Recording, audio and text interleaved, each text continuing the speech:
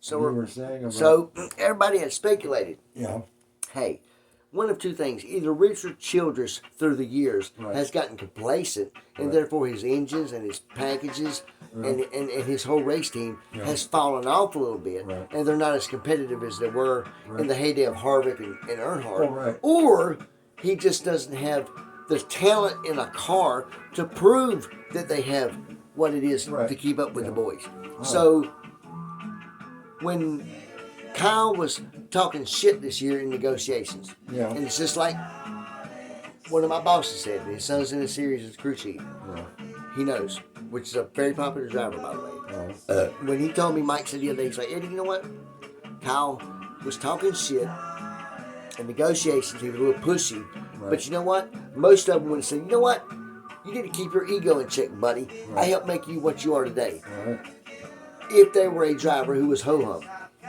Everybody knows that Kyle is not your normal driver. Right. He's one of those echelon of talent. As much assholish, talking shit, and being a jackass as he can be, he has the right to back it up because he can back it up. Sure. So when he left, everybody was the buzz. Right. Even Larry Mack says, Tony Stewart even said, Wow. what's going to happen with that car? You've got him, obviously, the pressure's going to be on Kyle, but also the pressure's going to be on Richard Childress Right. to have a car good enough to supply him a win. Not to mention, now he's going to be pressured by his grandson, who's flesh and blood, and saying, you know what, Papa, I want a car just as good enough or just as good as Kyle Busch. So I want us to be equal. Yeah. So everybody was under heavy pressure. Oh, yeah. And it all turned out well when on the second race that he ever drove for Richard Childress, in the second race of the opening season, Kyle scores a win. Yeah. Now, to back that up was at some of these road courses and some of the ovals, but mainly a road course, when Austin was doing really good and in contention for the lead before he was wrecked. Right. Nothing, none of his fault. Right. Kyle was a little bit behind, but yeah, Austin was in a car and he was in contention for the lead. Right. So therefore, the proof is in the pudding. Yeah. I can firmly say that 6 races into the season, that Richard Childress is sitting kind of pretty. Yeah. Although I still feel this, and of course we don't even get mail or letters, but a lot of people who would hear this would send me one by me saying this. Although I think that he stepped up for both of them, I still say this: Kyle Busch, barring an injury, will be in contention. You know how they're doing just now, like the Final Four, the 8, then the 12, then the 8, and then the 4, and then the win. I'll say this: I think that Kyle will be in the Final Four of NASCAR. Oh, right. Now I will say this: I think that Austin has an opportunity and a chance with equipment that if his talent is as good as his partner, Right. to be in the final 12, 8, and even 4. Right. But I predict that if things go well for them, they'll be in the 12 and then the final 8. Right. But then I think Kyle might step up and just be in the final 4. It would be great if Richard had both cars in the 12 or in the 8 and 4. Right. But we all know the truth is Kyle's a little bit better. And Austin, it's neither hit or miss. Yes, he's won some crown jewel races, but you gotta understand the Coke 600 he won was rain shortened. Right. You know what I'm saying? So that's just like what was the driver who, honest to God, he used to race for Dale Earnhardt in the not the Napa car but the other one, and he owns a team now, and his truck driver was killed last year. David Gilliland. Right. David Gilliland. Yeah. For instance, like he won crown jewel races.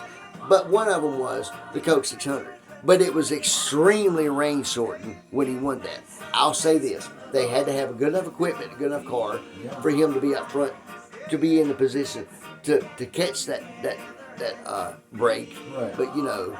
But like everybody says, the only lap you got to lead is the last one. That's all that matters. So. Yeah, that's the most important. Yeah, exactly. And it's so funny how that I saw that couple who drove from Austin. Right. They drove from Austin to where I work to buy cars, like die-cast cars. $3,000, a flat tire, and horrible storms and rain to get here. A couple of days of hotel rooms. Yeah. And they were meeting another vendor in Concord somewhere, blah, blah, blah. And they show up. But yet here, my boss, who I've worked for new boss for only 2 months now, and I just recently found out his son is a car chief in the NASCAR series. Crew chief? Crew chief, yeah. Car chief. No, there's two ones. Now we have a car chief and a crew chief. Oh, do So now I'm not that stupid, Steve. I know what I'm talking about. Yeah. Yeah. So he's a crew chief. But people like that, they don't even really talk about it. Like, I didn't know that his son was in the series. And remember the second or third week I worked was the 500. And Mike looked at me, he's like, you know what, Eddie? Just because I'm curious and you are, he said, when the race comes on, I'm taking it off of the YouTube music and I'm going to put the race on. I'm like, thank you. Of course, for the next 2.5 hours before we left, I was by the speaker, making sure my radio's turned up. But down here, most people who are involved in it, it's not a daily subject. In fact, we don't even want to talk about it. You know what I'm saying? Because I asked him one day, I went in, it was right after the Daytona. I'm like, what time does the race start today? He looked at me, he's like, you know what, Eddie, I don't even know. And then, remember the rain delay race? I forget which one it was. Oh, yeah. And they had to stay and stuff. Yeah. So I walked in, I'm like, Mike, you think they're going to get in tonight? What's going on? He's like, he turned around with me. I don't know. Well, I figured he would at least talk to his son. He'd be like, Dad, I'm not going to be home for another 3 or 4 days. He's like, I don't know. You know what? He went, in fact, he said NASCAR figured it out. It's just weird how that down here it's no big deal, but up there it's like, or anywhere else, it's just, they love it. They're obsessed with it. Oh. What about like, it would be about like me at Indy. Or, no, I take that back. Not necessarily Indy. But that's the way I would act if I was at Monaco or at Nuremberg, you know what I'm saying, seeing an F1 race. So, or Spa there in France, which is, by the way, the fastest track. Coda's good. I still say this. Yeah. You got Fontana who goes from a 2.5 mile track to a half mile, supposedly. Like, what the fuck's going on? Yeah. You know what? You could have built the most state-of-the-art, greatest road course that there is. Oh, for sure. And then you got people like Hooper's, I don't even watch road course. No. It's boring to me. Well, they closed down Riverside. Exactly.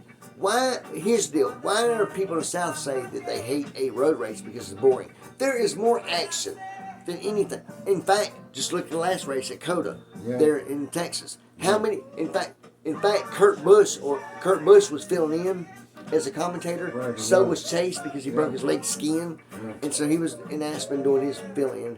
And Kurt was like, "Well, we got one more try at this." And then what's his name? The guy that's been on there for years, little short, chubby guy with the dark hair. He's like, "No, Kurt. Don't forget, I thought they damn racing never ended. Exactly. I had to work the next day. I did watch it. Well, I had to go work with Hooper. Kurt was like, well, one more chance. And he looked over, he's like, no, Kurt. He's like, maybe you've been out of the car too long. Yeah. There's an infinite amount of chances on your green-white checker. Yeah. He's like, I thought there was only 3 chances. He's like, nope. He said, used to be, but not now. And that's been changed for a couple of years. Yeah. So if it took them 25 times, they would have. And every time, when they hit the green flag, when they go down to that hairpin turn there at Coda, it used to be that you would hear Benny Parks say 3 abreast. Yeah. How do you say 29 abreast? You know what I'm saying? And that's the way they were. And every time they wrecked. Yeah. It was like, and what was his name that won it? He tried so hard and won it. Yeah, God darn it. In fact, his crew chief was like, every time you just see his soul leaving with a yellow flag coming out, like, Jesus Christ, And then, of course, you have Jeff. No, what's his name? Clint Boyer. Yeah. They ain't no to bring on track. They ought to keep going, Yeah, And then, I remember that part. Yeah, and then Kurt was like, "Well, I thought this was it." Yeah. And then the other guy, not Chris Myers, but he's like, "What are you talking about, Kurt? Are you that tired?" He's like, "No." And then Kurt had to step. No, I can watch it all night. He's like, "Yeah, because there's an infinite amount of these." Exactly. So that's what makes it so interesting, man. I remember they said Oh yeah. And I love Clint Boyer. Clint Boyer has no filter, but he's the type of commentator you want with no filter. For sure. I mean, you don't want and then you don't want a Roma with no filter.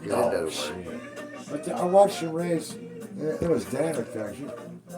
Danica, she commentated on Phoenix. I think it was. Yeah. So bland. Oh yeah. Like the only thing that would make me interested is if every once in a while they would pan to her and she's in the bikini. You know what I'm saying? That's and not to be sexist. It's just the only thing that would get my attention. You know what I'm saying? Exactly. That's all she was. That's all. Yeah, exactly. And here's the thing. There's another fine example of it doesn't necessarily take talent to make you the number one driver Exactly. or one of the higher paid drivers Yeah, with a pretty contract basic, extension. just set of tits, Look at Bubba. You know, Bubba's same way. Exactly. Bubba's not going to win a championship. Bubba's trying to get a one win a year. One win a year. Yeah. And you know what? Bubba will get a contract extension. You know why? Matt, you guys get mad if you want. It's because he's a popular minority. Right. Same thing with Danica. Same thing with Daniel Suarez. Yeah, Daniel Suarez, for Christ's sake. Yeah. But he can back it up because Daniel can drive. Right. He come in second at Coda, by the way. Yeah.